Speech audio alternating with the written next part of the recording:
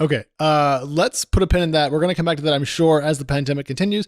But we're going to talk about the Chainsmokers, Danny's favorite musical group. He stands them hardcore. I'm talking posters in the bedroom wall, the whole thing. You can see all the posters on me right behind me. Yeah, if you're on the YouTube, you can see exactly how much he loves them. Danny, why are the Chainsmokers on the show today?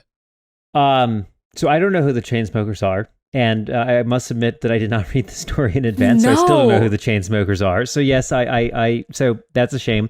But they raised, whoever they are, very smart people, raised their debut venture fund called Mantis for $35 million. And so the Chainsmokers, according to my notes here, are made up of, I guess, are two Chainsmokers, Alex Paul and Drew Taggart. And they were backed by a whole host of famous alums of the Silicon Valley communities. So Mark Cuban, Keith Raboy, Jim Coulter, Ron Conway, a bunch of other individuals. And so it's just interesting to see this fusion from music into VC. We've seen this before with Bieber's guy. What's Bieber's guy?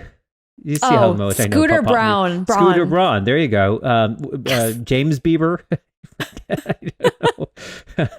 We should make Danny do this more often. We should definitely make Danny take the celebrity tech intersection. Trivia in our trivia game. If you go to pop music trivia, I'm totally screwed. So the Chainsmokers, if you don't know, are an internationally famous musical duo, Natasha, that I'm sure you've heard of. And I'm not even a fan, but I could probably hum you one or two of their songs.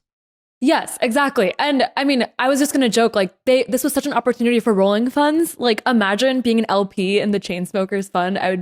I can't do that. But I really see so many rolling fund opportunities with all these celebrity intersections with VC. It is being kind of structured as a traditional investment vehicle. It's being managed by two GPs who have VC and operational experience. There you go. Gonna leave it at that. Wait a minute. Is rolling funds just Patreon for rich people?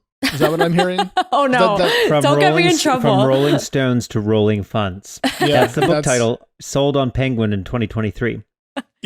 I'm not going to read it. I'm going to skip it. More in our traditional wheelhouse, though.